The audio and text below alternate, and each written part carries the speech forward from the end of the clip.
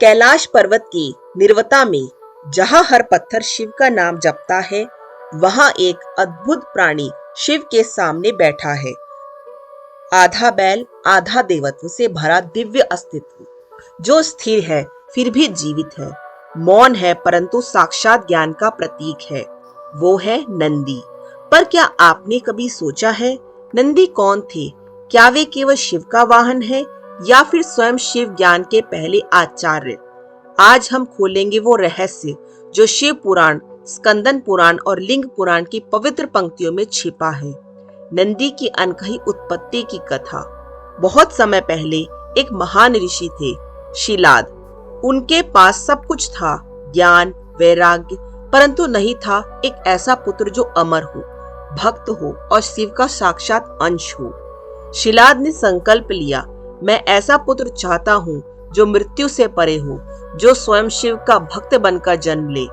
उन्होंने वर्षों तक घोर तप किया, न शरीर का ध्यान न भोजन का भान, केवल एक पुकार, हर हर महादेव। अंततः शिव प्रसन्न हुए और कहा, हे शिलाद, तेरे तप का फल तुझे मिलेगा, परंतु यह पुत्र किसी के गर्भ से नहीं, तेरी भूमि से उत्पन्न होगा। शिलाद ने यज्ञ किया और जब अग्नि शांत हुई तो खेत की मिट्टी में से एक तेजस्वी बालक प्रकट हुआ।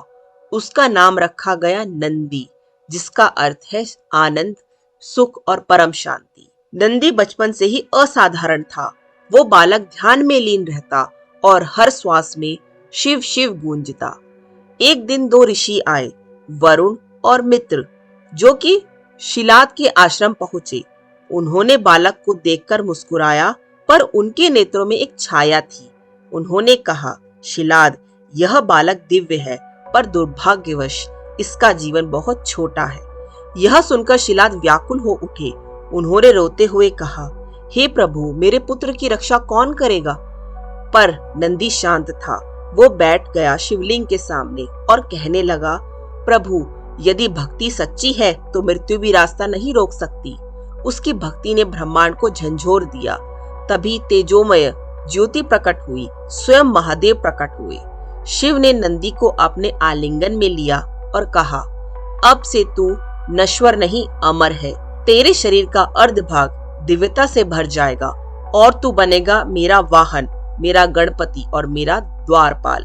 शिव ने उसे आधा बैल आधा देव रूप प्रदान किया और उसी क्षण से नंदी बन गए गणों के अधिपति, नंदीश्वर। यह परिवर्तन केवल शरीर नहीं था, यह था मृत्यु से मोक्ष तक की यात्रा। नंदी की कथा हमें सिखाती है कि सच्ची भक्ति में देवत्व छिपा होता है। जो पूर्ण समर्पण करता है वह अमरता को पा लेता है। यह है शरणागति का रहस्य, जहाँ भक्त भगवान में विलीन हो जाता है। कूर्म पुराण कहता है, बैल की रचना समय के प्रारंभ में हुई थी। धर्म को संभालने के लिए शिव ने उसी ब्रह्मांडीय शक्ति को नंदी के रूप में स्वीकार किया। कैलाश के द्वार पर नंदी को नियुक्त किया गया, न केवल पहरेदार के रूप में बल्कि धर्म शक्ति के रक्षक के रूप में। बैल का 4 पैरों का खड़ा होने का अर्थ है सत्य, शुद्धता, दया और तप। ये चारों धर्म के स्तंभ हैं। जब भी कोई भक्त शिव मंदिर में नंदी के सामने खड़ा होता है, वो वास्तव में धर्म के 4 स्तंभों के साक्षी के सामने खड़ा होता है।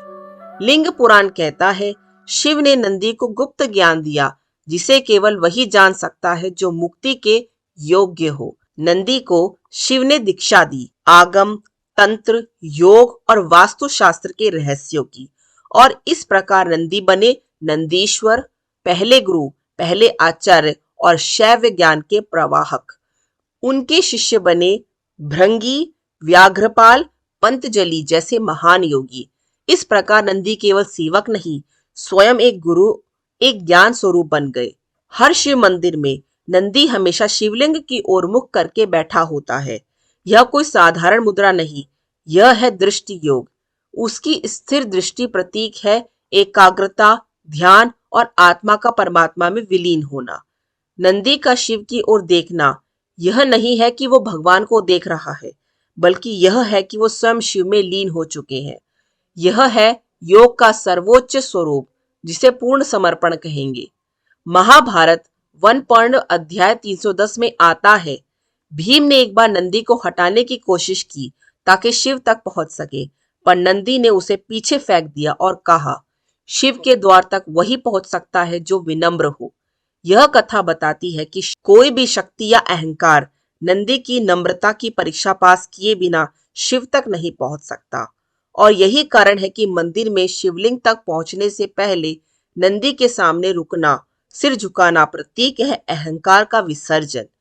दक्षिण भारत में विशेषकर शैव सिद्धांत परंपरा में नंदी को प्राण प्रतिष्ठित देवता के रूप में पूजा जाता है। तमिल ग्रंथ तिरुविलयानम पुराणम में नंदी के अनेक चमत्कार वर्णित है। यहाँ एक अनोखी परंपरा है। भक्त नंदी के कान में अपनी प्रार्थना फुसफुसाते हैं। कहते हैं जो मन से कहा गया शब्द नंदी के कान में पहुंचे वो सीधे शिव के हृदय तक पहुंच जाता है। यह केवल प्रार्थना नहीं, यह है भक्ति का संवाद जहाँ शब्द माध्यम नहीं, विश्वास माध्यम है।